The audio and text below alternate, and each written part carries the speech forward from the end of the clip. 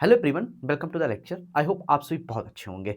जैसा कि आपको पता है कि एसएससी फार्मासिस्ट 2026 की वैकेंसी आ चुकी है। ठीक है, लेकिन स्टूडेंट्स इसमें जो आपको सबसे ज़्यादा ध्यान देने की ज़रूरत है कि यहाँ पे वर्ड लिखा हुआ है फार्मासिस्ट। ठीक है, तो यहाँ पे हमें ये चीज़ समझनी है कि यहाँ पे जो हमारा सिलेबस क्या है। ठीक है, आज जो मैं आपको चीज़ें बताऊँगा वो हमारा स्ट्रेटजिक प्लानिंग मैं आपको बताऊँगा, कैसे आपको आगे बढ़ना है, कैसे आपको एक सिलेबस को कंप्लीट करना है, किस तरीके से इस एग्ज़ाम में फाइट करना है, क्योंकि कंपटीशन बहुत ज़्यादा टफ रहने वाला है इस एग्ज़ाम में। तो आपको ये बहुत अच्छे से समझना है। देखिए स्टूडेंट्स, यहाँ पे फार्मेसी जो आपने पढ़ रखी है उसको अभी आपको सेट करना पड़ेगा। ठीक है, बाकी जो आपके जनरल एप्टीट्यूड, जनरल अवेयरनेस, इनके ऊपर आपको इस एग्जाम के लिए बहुत ज़्यादा फोकस करना पड़ेगा। और आपका जो देखिए जिस तरीके से नोटिफिकेशन रिलीज हुआ है वहाँ पे ये भी बात कही गई है कि एग्जाम आपका टेंटेटिव जून में हो भी सकता है। तो अगर मैं देखूँ यहाँ पे, अगर सीधी सीधी सी बात करें तो हम लोगों के पास यहाँ पे हम पूरा मई मान के चलते हैं। ठीक है, बहुत अच्छे से कि हमें यहाँ पे लगभग 40 से 45 दिन मिलेंगे बहुत अच्छे से ढंग से प्रिपरेशन करने के लिए। और स्टूडेंट्स, इन 40 से 45 दिनों में हमें अब कुछ नहीं सोचना है। हमारे जो भी हम काम कर रहे हैं, जो भी हमने किया है, या हम जो भी अपनी फार्मेसी की पढ़ाई कर रहे हैं, बहुत अच्छी बात है, करी है आपने, आप उसको करते रहिए जैसे जैसे आपको करना है। ये अपॉर्चुनिटी बहुत अच्छी है, इसको बिल्कुल नहीं छोड़ना है, बहुत अच्छे से इसमें करना है। करना क्या है स्टूडेंट्स, किस तरीके से आपको फार्मेसी से हट के इस सिलेबस को भी कंप्लीट करना है। यहाँ पे इन चीज़ों पर ज़्यादा फोकस करना है। देखिए अभी तक आप फार्मेसी पढ़ते रहे, इस जो भी आपने एग्जाम की प्रिपरेशन की होगी, आपने आरआरबी की होगी, और या आप कर रहे होंगे ऊपर ट्रिपल एससी की, तो उसमें आपने एक चीज़ भी देखी होगी कि आपका फार्मा का पोर्शन ज़्यादा रहता है, नॉन फार्मा का पोर्शन कम रहता है। तो उसी के हिसाब से आप अपनी प्रिपरेशन करते हैं कि फार्मा की ज़्यादा और नॉन फार्मा की कम। लेकिन यहाँ पे आपको क्या करना है, यहाँ पे आपको सीधा नॉन फार्मा जो है वो आपको बहुत अच्छे से पढ़ना है और बहुत ज़्यादा पढ़ना है। तो स्टूडेंट्स, आज जो मैं आपको स्ट्रेटेजिक चीज़ें बताऊंगा कि आपको कैसे क्या करना है, क्या क्या पढ़ना है और कैसे पढ़ना है, आइए इस वीडियो में हम यही सारी चीज़ों को देखते हैं। और स्टूडेंट्स, सारी चीज़ों पर ध्यान देना है, आपको बहुत अच्छे से समझना है। ठीक है, और इस एग्जाम को बहुत अच्छे ढंग से यहाँ पे आपको क्वालिफाई भी करना है। तो सारी चीज़ों को बहुत अच्छे से समझिएगा। ठीक है, हम आपको बताएंगे स्ट्रेटजिक प्लान यहाँ पे। ठीक है, स्ट्रेटजी मैं आपको बताऊंगा कि कैसे आपको फॉलो करनी है, किस तरीके से यहाँ पे आपको सिलेबस कंप्लीट करना है। ठीक है, चलिए पहले हम इस बात को समझ लेते हैं। ठीक है, सेंट्रल गवर्नमेंट वैकेंसी है, ये चीज आप यहाँ पे जानते हैं एसएससी की। ठीक है, यहाँ पे जो चीज है, आपका कोई यहाँ पे इंटरव्यू नहीं है। ठीक है, क्या है यहाँ पे वो मैं आपको बता देता हूँ। आपका एग्जाम है यहाँ पे सीबीटी, उसके बाद आपकी क्या है, डीवी है, डॉक्यूमेंट वेरिफिकेशन। ठीक है, तो आप एक चीज से बचे कि यहाँ पे इंटरव्यू आपका नहीं होगा। ठीक है, उसके बाद आप यहाँ पे देख सकते हैं, पे स्केल देख सकते हैं। ठीक है, क्या है आपका 45,000 से 55 के आसपास इसका रहेगा। ये चीज रहती है, आप जानती हैं किस तरीके से इसमें रहता है। ठीक है, अभी यहाँ पे जब जब भी आप देखते हो तो एक मेन फोकस ये भी रहता है कि ये एसएससी फार्मासिस्ट की वैकेंसी हमें तो पहले निकालना है इसको। ठीक है, सैलरी तो एक है, एक हाँ एक पॉइंट होता है, लेकिन सैलरी पे इतना ध्यान नहीं देते हैं कभी कभी, क्योंकि हमें जॉब चाहिए होती है। ठीक है, चलिए फिर आते हैं। यहाँ पे देखिए फार्मासिस्ट कम क्लर्क, यहाँ पे एक ये वैकेंसी है, और यहाँ पे एक है फार्मासिस्ट एलोपैथिक की। ठीक है, जो आपकी कम कलर की है वैकेंसी, इसमें कौन एलिजिबल है, आपका डी फॉर्म एलिजिबल है, और यहाँ पे कौन एलिजिबल है, आपका बी फॉर्म, और साथ साथ में आपका कौन एलिजिबल है, फॉर्म डी। ठीक है स्टूडेंट्स, ये चीज आपको ध्यान देनी है। यहाँ पे कितने पोस्ट आपको मिलेंगे, 68 पोस्ट हैं। ठीक है, ये 5 पोस्ट हैं, वैकेंसी आ चुकी है एक दिन पहले। आप सभी ने ये सारी चीजें, आपने डिफरेंट डिफरेंट आपने वीडियोस भी देख लिए होंगे, तो आपको यहाँ पे ये चीज का आइडिया लग गया होगा। मैं ये सारी चीजें आपको नहीं इतना क्लेरिफाई करूंगा क्या है, लेकिन मैं आपको ये बताऊंगा कि आपको स्ट्रेटजी क्या फॉलो करनी है। ठीक है, चलिए ये देखिए 13 अप्रैल को नोटिफिकेशन आया। ठीक है, यहाँ पे क्या है, 4 में इसकी डेडलाइन है, एप्लीकेशन करेक्शन विंडो है, और जून में इसका क्या हो सकता है, एग्जाम हो सकता है। इतनी चीज पर अभी आप यहाँ पे फोकस करिए। ठीक है, चलिए अब देखिए स्टूडेंट्स, जो मेन चीज थी, जो मेरा कहने का मतलब था, जो मैं आपको बता रहा था, फार्मेसी आपने की है, आपके पास डिप्लोमा हो या डिग्री। ठीक है, आपके पास चाहे डिप्लोमा हो या डिग्री, आपने क्या पढ़ा फार्मेसी में मायने नहीं रखता है। आपने क्या पढ़ा है फार्मेसी में, इस जगह पे इस एग्जाम में बिल्कुल मायने नहीं रखता। आपकी जो चीजें मायने रखती हैं, वो आपकी मायने रखती है मेंटल एबिलिटी, कि आप कितना सोच सकते हैं, आप किस तरीके से यहाँ पे वर्क कर सकते हैं, क्या चीजें आपको पढ़नी है, किन चीजों पर आपको ध्यान देना है, वो चीजें आपकी यहाँ पे पूछी जाएंगी। रीजनिंग के क्वेश्चंस आएंगे। ठीक है, कुछ आपके मैथमेटिकल कैलकुलेशन आपको देखने को मिलेगी, कुछ आपको जीके से क्वेश्चन देखने को मिलेंगे। यहाँ पे मैं अभी आपको पूरा यहाँ पे बताता हूँ आगे कि कितने आपको किस में से किस सेक्शन से आपको कितने क्वेश्चन मिलेंगे, उसके ऊपर आपको कैसे फोकस करना है स्टूडेंट्स। ठीक है, तो यहाँ पे इस बात पे बिल्कुल ध्यान आप रखिए कि आपको फार्मेसी से यहाँ पे कोई मतलब नहीं है, आपको फार्मेसी नहीं पढ़नी है, इस जगह पे पढ़नी है आपको मेंटल एबिलिटी। ठीक है, चलिए ध्यान रखना इस चीज़ को। आप बिल्कुल भी ये मत करना कि इसको एग्ज़ाम करने के लिए आप फार्मेसी को भी आप देखिए, आप अगर दूसरे एग्ज़ाम के लिए आप प्रिपरेशन कर रहे थे या दूसरे एग्ज़ाम के लिए आप लगे हो, तो भी आप तो आप पढ़ते रहिए फार्मेसी, या जिनका सिर्फ टारगेट ही सिर्फ एसएससी फार्मासिस्ट का है, तो उनको अभी फार्मेसी को थोड़ा साइड करिए, इन चीज़ों पर ज़्यादा फोकस करिए, ठीक है? और जिनके बाकी एग्ज़ाम्स लगे हुए हैं आगे, तो उनको तो फोकस करना ही करना है, ठीक है? चलिए, और यहाँ पे देखिए, अब जो मेन चीज़ है स्टूडेंट्स, यहाँ पे देखिए, जनरल इंटेलिजेंस के आपको कितने क्वेश्चन मिलेंगे? 25 क्वेश्चन मिलेंगे, जिसके लिए आपको सिर्फ 15 मिनट ही मिलेंगे, ठीक है? 15 मिनट में आपको 25 क्वेश्चन सॉल्व करने होंगे। अगर आप नहीं करते हो तो ऑटो सबमिट हो जाएगा वो सेक्शन आपका, ठीक है? आपको जनरल अवेयरनेस के 25 क्वेश्चन आपको करने हैं, ठीक है? आपको इंग्लिश लैंग्वेज के आपको यहाँ पे 25 क्वेश्चन करने हैं स्टूडेंट्स, ठीक है? और आपको क्वांटिटेटिव एप्टीट्यूड के आपको कितने क्वेश्चन करने हैं? यहाँ पे 25 क्वेश्चन करने हैं, मतलब आपको क्वेश्चन टोटल कितने करने हैं? 100 करने हैं, और 2 नंबर के क्वेश्चन है, मतलब कितने? 200 मार्क्स का यहाँ पे क्या है आपका पेपर है ये, ठीक है? ये चीज आपको यहाँ पे याद रखनी है, ठीक? कितने मिनट है? 15 मिनट है। अगर आपको क्या है 15 मिनट में आपने नहीं कर पाया, ऑटो सबमिट वहां पे हो जाएगा, ठीक है? लगभग आपको 30 से 35 सेकंड मिल रहा है यहाँ पे, किसके लिए? एक क्वेश्चन के लिए। ध्यान रखना है, आपकी एक्यूरेसी यहाँ पे बहुत अच्छी होनी चाहिए, ठीक है? अब देखिए आप यहाँ पे क्या है, टोटल कितने क्वेश्चन है? 100 है। नेगेटिव मार्किंग कितने की है स्टूडेंट्स? यहाँ पे नेगेटिव मार्किंग जो आपकी है वो है 0.5, ठीक है? और यहाँ पे एक चीज आपको ध्यान रखनी है, ऐसा कोई भी क्वेश्चन जो आपको टफ लग रहा है, बिल्कुल भी उसके ऊपर आपको क्या नहीं करना है, टाइम वेस्ट नहीं करना है। जस्ट आप उसको लीव करिए, ठीक है? अगर आपको लगता है टाइम आपके पास बच रहा है उस सेक्शन में, तो फिर आप इसके ऊपर बैक आइए, नहीं तो इसको वहीं से छोड़िए, ठीक है? चलिए, नेक्स्ट चीज देखिए, आपको पढ़ना क्या? जनरल इंटेलिजेंस में आपको किन किन चीजों पर सबसे ज्यादा ध्यान देना है स्टूडेंट्स? जनरल इंटेलिजेंस पे आपको ध्यान देना verbal and non verbal reasoning पर, ठीक है? एनालॉजीज पर आपको ध्यान देना है, space visualisation, coding, decoding and Venn diagram, इस तरीके से आपको इस सिलेबस को कंप्लीट करना है, ठीक है?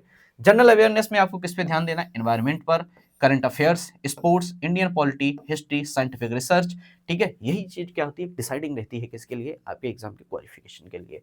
क्वांटिटेटिव एप्टीट्यूड में आपको अर्थमेटिक, एवरेज, प्रॉफिट लॉस। देखिए, एवरेज मैं अभी आपसे कहता हूँ, प्रॉफिट लॉस जिस भी स्टूडेंट्स का फार्मेसी से रिलेटेड ना, किसी फील्ड से, अगर आपको प्रॉफिट लॉस में अगर आपको प्रॉब्लम आ रही है, तो उसको बहुत अच्छे से पढ़िए। कोई ऐसा एग्जाम नहीं है, चाहे आपका फार्मेसी का हो या किसी और का, जिसमें नॉन फार्मा पूछा जाता है, वहां पे आपको प्रॉफिट लॉस का क्वेश्चन ना मिले, ऐसा हो नहीं सकता। प्रॉफिट लॉस का क्वेश्चन 100% पूछा जाता है, इससे रिलेटेड कभी ना कभी ये क्वेश्चन आपको मिलता ही रहता है। तो आप प्रॉफिट लॉस अपना बहुत अच्छे से मजबूत करिए, ठीक है? साथ में आपको अलजेब्रा भी पढ़नी है, ज्योमेट्री, मेंसुरेशन और ट्रिग्नोमेट्री। ट्रिग्नोमेट्री पर भी आपको ध्यान देना है, ठीक है? साइन थीटा, साइन 30 से इन सबकी आपको वैल्यूज यहाँ पे याद कर लीजिए। आप चार्ट के फॉर्म में बना के इनको यहाँ पे याद कर लीजिए, बहुत इजीली आपके क्वेश्चन निकल जाते हैं, क्योंकि आपको पढ़ना है। देखिए, मेंसुरेशन पे बहुत ध्यान देना है आपको, ठीक है? मेंसुरेशन में ध्यान देना है, क्योंकि आपसे पूछ दिया, सपोज करिए मैं आपको बता देता हूँ, ठीक है? आपसे पूछ दिया जाए, किसी का भी एरिया आपसे पूछ दिया जाए, ठीक है? तो एरिया पूछ सकते हैं, इस तरीके से आपको ध्यान रखना है। आपसे किसी का यहाँ पे आपका कर्व जिस तरीके से आपके बनते हैं, ठीक है, उसके क्वेश्चन बनते हैं। आपको एक शंकु की तरह इस तरीके के क्वेश्चन आते हैं, यहाँ पे इस तरीके से पूछ दिए जाते हैं, यहाँ पे इसका एरिया पूछ देते हैं। तो ये सब चीजें आपको यहाँ पे फार्मूला बेस्ड रहती हैं, आपको ये याद करनी है, ठीक है? मेंसुरेशन में आप सारे फार्मूलों को स्टूडेंट्स पढ़ लीजिए। जब जब आप प्रिपरेशन में आगे बढ़ें, उससे पहले मैं अभी आपसे कहता हूँ, एक बार इस पोर्शन को आप जस्ट फार्मूला बेस्ड याद कर लीजिए, रिवाइज कर लीजिए, इसको आप फार्मूले लिख लीजिए कहीं पे, जिससे क्या है, जब आप इसकी अभी रिवीजन करें, इसको पढ़ाई करें, तो आपको बहुत अच्छे से ये सारी चीजें क्लियर हो जाएं, ठीक है? इंग्लिश में क्या है? स्पॉटिंग एरर्स, सिनोनिम्स, एंटोनिम्स, ठीक है? क्लोज फ्रेजेस पूछे जाते हैं, एक्टिव पैसिव आते हैं, डायरेक्ट इनडायरेक्ट पूछे जाते हैं। ये आपके किससे रहते हैं? इंग्लिश लैंग्वेज से रहते हैं, ठीक है? और देखिए यहाँ पे जो अब मैं अभी आपको इंपॉर्टेंट चीजें और बता रहा हूँ स्टूडेंट्स, जो आपको ध्यान रखना है इस जगह पे। आपको मैथ्स जो पढ़नी है, वो आप क्या करिए, क्लास 7 और से 12 तक की जो आपकी मैथ है, वहां से आप फार्मूलेस को उठाइए, वहां से आप पढ़िए, ठीक है? फार्मूला उठाइए, वहां से पढ़िए, फार्मूला बेस्ड क्वेश्चन करिए, कुछ प्रॉब्लम्स भी देखिए कहाँ कहाँ पे आ रही हैं। जीके में आपको पढ़ना है, यहाँ पे लूसेंट की आप बुक पढ़ सकते हैं जीके के लिए, ठीक है? रीजनिंग के लिए आप बुक यहाँ से पढ़ सकते हैं, वर्बल नॉन वर्बल के लिए डॉक्टर आर एस अग्रवाल की, ठीक है? और यहाँ पे इंग्लिश की बुक आप यूज कर सकते हैं, यहाँ पे जनरल इंग्लिश के लिए अरिहंत ऑब्जेक्टिव की, ठीक है? ये आपके लिए है जब आप बिगनर हैं, स्टार्टिंग में आप प्रिपरेशन कर रहे हैं। अगर आपकी प्रिपरेशन बहुत अच्छी है, तो आप किरण अनिसल की भी आप यहाँ पे, अर्चनल की भी यहाँ पे बुक यूज कर सकते हैं। इसको भी आप चैप्टर वाइज यहाँ पे पढ़ सकते हैं सारी चीजों को, ठीक है? इन सब चीजों पे आपको बहुत अच्छे से ध्यान देना है स्टूडेंट्स, ठीक है? बहुत अच्छे से पढ़ाई करिएगा, बना लीजिए अपना इस तरीके से फोकस बना लीजिए कि पहले तीसरे वीक में आपको किस तरीके से करना है, ठीक है? कि क्लियर आप अपने बेसिक को क्लियर करिए, ठीक है? चैप्टर वाइज प्रैक्टिस करिए, साथ साथ में आप अपने जो भी आप पढ़िए उसको आप सोचिए कि आपने क्या पढ़ा है, जितनी चीज़ों को आपने पढ़ा है, उन चीज़ों को प्रॉपर आपको स्टूडेंट्स रिवाइज़ भी करना है, ठीक है? प्रिपरेशन करिए, बहुत अच्छे से करिए, बहुत अच्छे से पढ़ाई करिए, ठीक है? और यहाँ पे आपको जब लास्ट में आपको आ जाएगा, जब भी आपका एग्ज़ाम होगा जून में, किसी भी टाइम आपका एग्ज़ाम हो, जून के लास्ट में हो, उस टाइम आपको जो सबसे ज़्यादा फ़ोकस करना है, वो आपको मॉक पर फ़ोकस करना है। मॉक तो बिल्कुल भी आपको स्किप नहीं करना है क्योंकि मॉक क्या होता है, आपकी प्रिपरेशन को बताता है, कितनी आपकी प्रिपरेशन हो चुकी है, आप प्रिपरेशन में कितना डीप जा चुके हैं, तो ये बहुत इंपॉर्टेंट है। मॉक बिल्कुल भी नहीं छोड़ना। अभी आप एक फाउंडेशन तैयार करिए। फाउंडेशन आपको देखिए स्टूडेंट्स कैसे तैयार करना है मैं आपको बताता हूँ। पहले आपको क्या करना है, देखिए जब आपका डे 1 से आप प्लानिंग कर रहे हैं, ठीक है? अभी तो आप डे 1 नहीं, आप 2-3 दिन अभी आराम से लीजिए, ठीक है? अभी आप सोचिए कि मुझे करना कैसे है, सारी चीज़ों का आप प्लान बनाइए, ठीक है? तो डे 1 में आपको क्या करना है, देखिए पढ़ना तो है ही आपको, सारा सिलेबस आपको कवर करना है, तो पढ़ना है। पहले पढ़िए।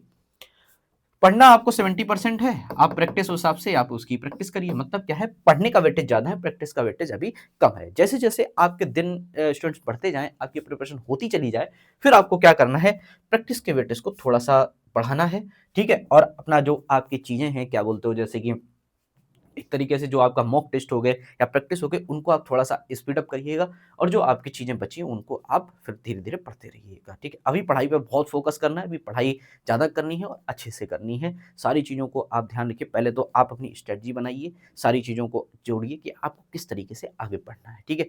क्योंकि सारा सिलेबस इम्पोर्टेंट है, सबका इक्वल वेटेज है, तो क्वेश्चन भी आपको अच्छे खासे देखने को मिलेंगे।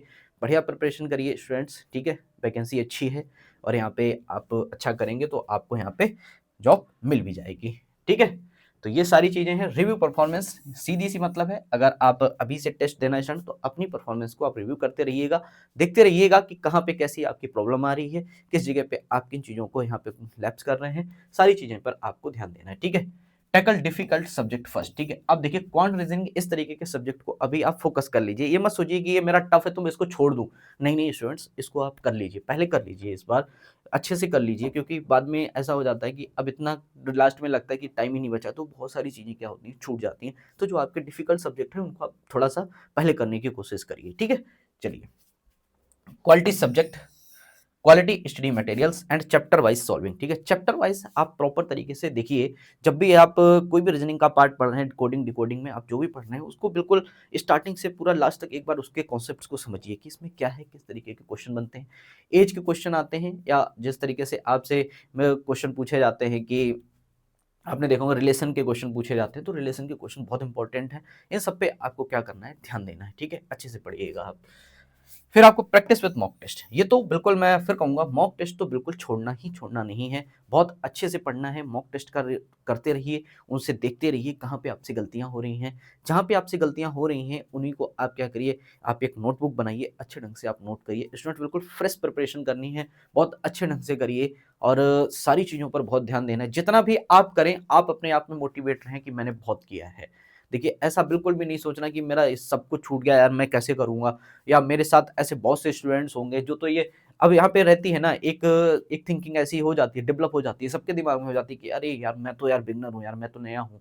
मैं या ये कैसे कंप्लीट करूँगा? मैंने कभी जीएस नहीं पढ़ा, मैंने कभी जनरल अवेयरनेस में ये सब तो पढ़ा ही नहीं है मैंने कभी यार, ना ही मैंने मैथ पढ़ी है, ना ही मैंने कभी रीजनिंग पढ़ी, मैं कैसे करूँगा? अरे आप ऐसे सोचने लग गए, अरे बहुत सारे स्टूडेंट्स ऐसे होंगे जो मुझसे पहले प्रिपरेशन कर रहे होंगे, तो मैं इसमें हो ही नहीं पाऊँगा, क्वालीफाई नहीं हो पाऊँगा। आपने पहले से ऐसा सोच लिया, पहले से आप ऐसा सोच रहे, अरे प्रिपरेशन करना तो बेकार है, क्यों करना है प्रिपरेशन?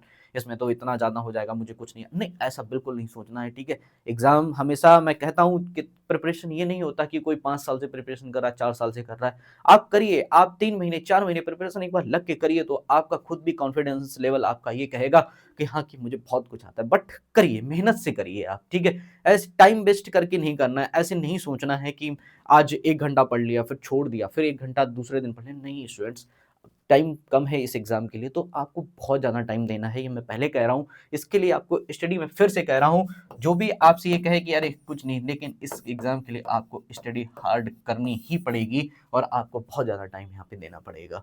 तो आप समझ लीजिए कि ये इतना ईज़ी नहीं होगा क्वालीफ़ाई करना, इसलिए बहुत अच्छे से प्रिपरेशन करनी है, बहुत अच्छे से चलना है, ठीक है? बिल्कुल भी ऐसे नहीं सोचना है कि अरे मेरी प्रिपरेशन कम है या मेरे से जो पहले से कर रहा हूँ उसकी प्रिपरेशन अच्छी, नहीं, ऐसा नहीं है। आप सभी एक ही जगह पे खड़े हैं, हम सब एक ही जगह पे खड़े हैं, बस हमें क्या है करना है, अब यहाँ से रेस को स्टार्ट करना है, ठीक है? चलिए, इन सब चीज़ों पे आपको ध्यान देना है, ठीक है?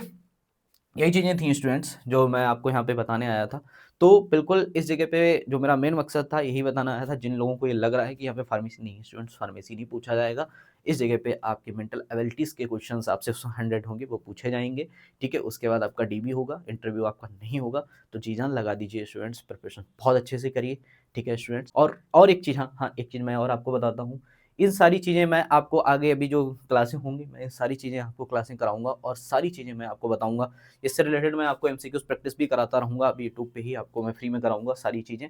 आप हमारे साथ जुड़े रहिए और आपको सारी चीज़ें मिलेंगी, ठीक है? आप पढ़ाई करते रहिए, साथ-साथ में हमारे साथ प्रैक्टिस भी करते रहिए, हमारे साथ भी पढ़ते रहिए, आपको चीज़ें बहुत अच्छे से समझ आएँगी, ठीक है स्टूडेंट्स? Thank you.